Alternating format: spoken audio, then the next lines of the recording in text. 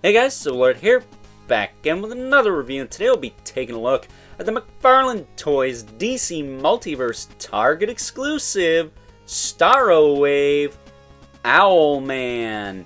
Now before we get into it here, let's first take a look-see at both the front and the back of the packaging. So without further ado, let's get into it.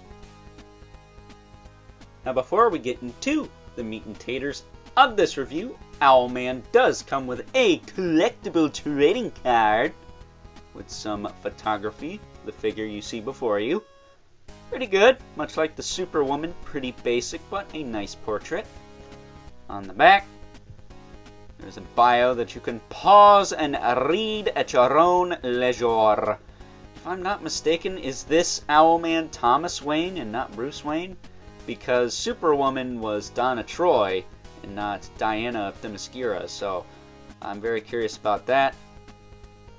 Those of you wondering too, these particular versions of the Crime Syndicate are actually based off a storyline that happened after the fallout of Dark Knight's death metal. So Todd's sticking with the Batman thing. I mean, let's be honest, he loves his Batman. As do I. The only other accessory this guy comes with, unfortunately, is another baby Starro, or Starro-ling, whichever you want to call it. And I neglected to mention, I think, in my Superwoman review that these are all different. They are not the same. Each figure comes with a different baby Starro, and it should be worth noting that the eyeball is actually a plastic piece that is glued in there. I never noticed that before. I always thought it was paint. We take our Owlman here and wrap the Starro-ling around his chest like that. This is the way that fits best for me. Your results may vary, but there you go. There he is with the Starro-ling. And while we got him like that, speaking of Starro, here is our collectible Starro so far. Doing the Jesus Christ pose, if I ever saw it. These do have bendy wire in them, these tentacle pieces, or star legs, whatever you want to call them. But you only really get a little bit out of it, much like the Fiona that came with the G.I. Joe Classified Series Crocmaster, the big crocodile figure. Her bendy wire in the tail was only really useful in like the mid area, and that's the same thing here, but at least it's not going to break that way. And I don't know if I mentioned this in the Superwoman video, but this on the top here does move around. And by the way, that's what your ex's vagina looks like. Yeah, I went there. Either way, getting the baby Starro off. He's got little teeth on his butt kiss too. Or she. I don't judge. That said, taking a closer look at Owlman. Popping the stand off. It's the standard McFarlane Toys hockey puck display stand. Seen it a million times, probably going to see it a million more. Long story short though, this is my favorite figure of this wave so far. Granted, we don't have power ring, if I can say that. And I don't know if we're going to get a Johnny Quick, and I think there was like one other member of the team. Toysha has mentioned it in one of his videos, but I'm guessing they might put them out at some point. I hope they do, because I'd like to have the whole team, not just most of them. Because, well, that's kind of the point of team building. You want all of them, right? Hasbro, I'm looking at you with all your incomplete-ass teams. Either way, I'm looking forward to Power Ring. I do believe it's Jon Stewart and not Hal Jordan this time around, so that's kind of interesting. That said, is Ultraman like Clark Kent, or is that like John Kent or another Kent? Because, all the Crime Syndicate members from this team are not the typical aliases, much like Owlman. I almost think this is Thomas Wayne, if I'm not mistaken. Either way, somebody will correct me in the comments below. I cannot remember offhand. But they did a really bang-up job with this figure. 100% unique sculpt, which is to be expected from McFarlane Toys, because he actually cares where our money goes. Really awesome cape. I like the feather look to it, the feathered look, I should say. And it looks a little odd on this side to me. Kind of seems like they stretched out a couple segments of the cape. This one and this one in particular, they look like a mirrored version of this and this, but stretched out a lot. It's a little less noticeable after I noticed this little point right here, but it still kind of looks odd. Looks like they just kind of stretched some things out, which going to college for graphic design and media arts, whenever we were taught how to resize images, we were always told not to stretch it or widen it or change the size without typing in specific measurements. So it didn't do shit like this.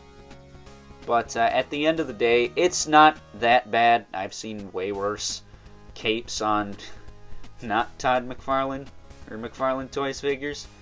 Marvel Legends. So I'll take it. It's soft enough too, so you can get some poses out of this guy without it being too restricted, which I like.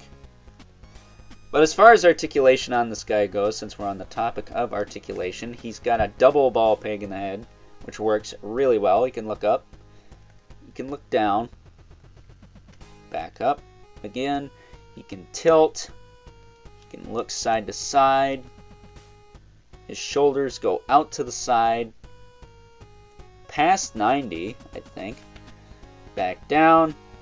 He does have that rotator cuff in there, so you can rotate that all around, forward and back.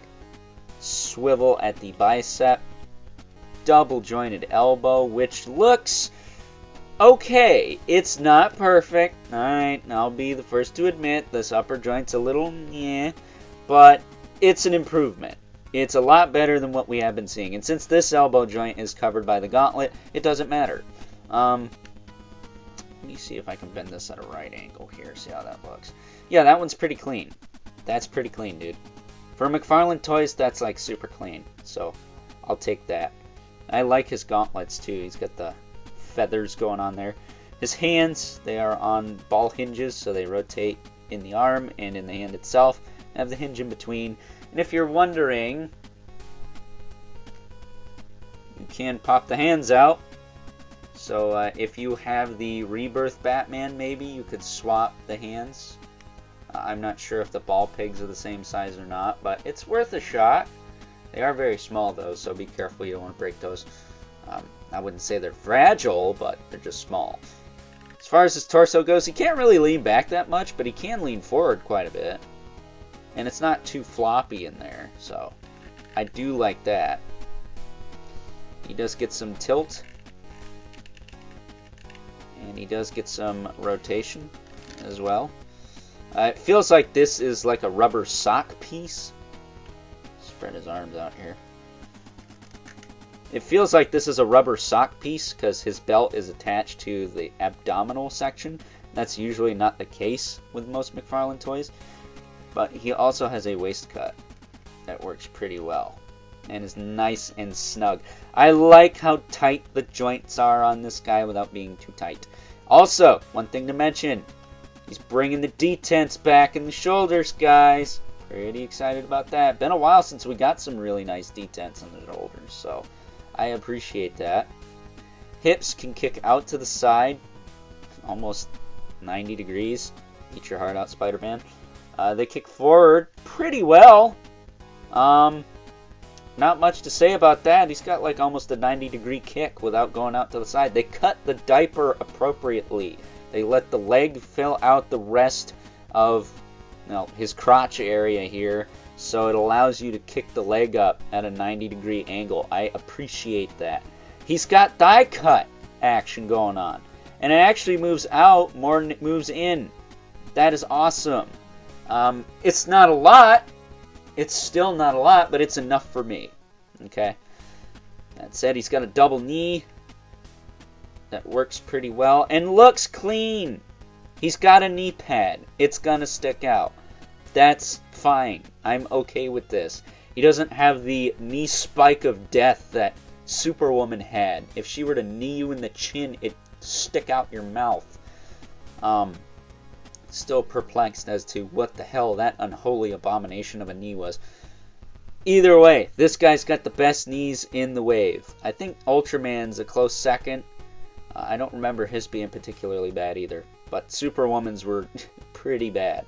Pretty bad. Even if that doesn't bug you, she has a freaking knee spike, dude. It's like she's not Doomsday. Which, by the way, can we get a Doomsday Megafig, please and thank you? You're making a lot of 90s stuff, Todd. And then he has the ball hinge ankles. These are the sculpted ball hinges, so they kind of sync up with his boots. I actually like these. These are nice and tight.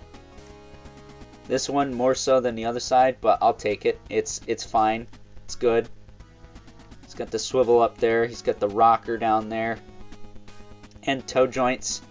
One's kind of tight, one kind of isn't, but his ankles are tight enough to where you don't really need the other one to rely on him standing up anyways. So, yeah, Owlman is a freaking win, dude. He is a freaking win. This is one of the best multiverse I've looked at in a while. Him and Ghostmaker are freaking gangbusters, as far as I'm concerned. I also like the movie Dr. Fate, too. Let's not get twisted. But this guy is definitely top Multiverse of the Year material, I think. I think he's really good. He came out great. I really like the mask, too. Kind of looks like they used translucent lenses for his goggles there. This guy would go good with that Talon figure I'm waiting on. As of the time I'm recording this, as of the time I'm posting it, I'll probably have that figure by then, but we shall see.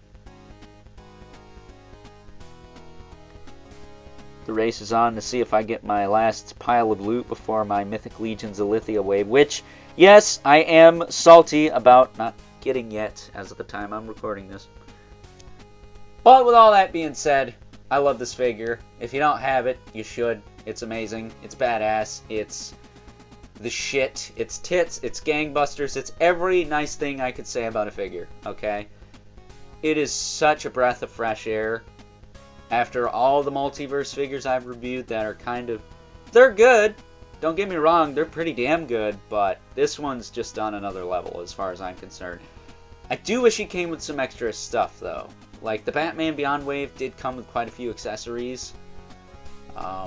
This guy doesn't come with jack shit other than the Baby Starro, which is unique to him. So I guess that is a plus. But I would have liked some fist hands or some owl rings or an owl grapple, whatever they're called in his case.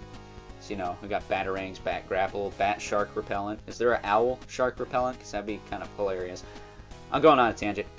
But with all that being said, let's now move on and take a look at some size comparisons. First up, here is Owlman next to a couple other of my favorite versions of the Dark Knight we've gotten in the McFarlane Toys DC Multiverse line thus far this year. We have the Rebirth Batman and the Infected Batman of Earth -22, aka the Batman Who Laughs. And as far as more traditional style Batman figures go in this line, I think these are three of the best. Granted, the Infected Batman over there is a little bit more on the crazy side because he's from that whole Dark Knight's Metal thing and whatever, but at the end of the day, these are all really solid figures of good old Batman and or Owlman if you want to be, you know, 100% accurate about it. That said, I am very much looking forward to picking up that Batrocidus and looking at that because that right there is one badass looking figure. And last, but certainly not least, we have our two regulars, the Mythic Legions, Brother Mandibulus, Livid Spawn, who's not towering over everyone today because Owlman is about neck and neck with good old Al Simmons here. So with that being said, time to wrap things up. Some final thoughts. Overall, and as of right now, I'm going to stand by my previous statement in saying that good old Owlman here is not only my favorite figure from this Crime Syndicate, Starro, whatever you want to call it, wave at this current time, but is also the best figure in this, again, Crime Syndicate, Starro wave, whatever you want to call it, at this current time, because this guy does a lot of things really, really did I mention, really well compared to the other two entries we've already gotten from this wave. That said, we still got to get Power Ring and complete the collectible Queen Starro, so stay tuned for that. That might all change by then, but as of right now, I really dig this figure. And if you're only wanting to pick up one figure from this collectible Starro and or Crime Syndicate wave, which I'm not quite sure why you'd only want to pick up one, but to each their own, this is the one to get. This is the best figure. This is my favorite figure. So with that being said, I hope you guys enjoyed this review. If you're so inclined, please don't forget to comment, like, subscribe, and hit the bell so you know whenever I upload more reviews like this one. If you haven't already, please hit me up on Instagram at Overlord Productions. But as always, keep the comments civil, because the world sucks enough as it is, especially when we didn't get this guy first. It's almost as if they saved the best for last, but again, we still have that Power Ring figure to look at. And until next time, I'll catch you guys later.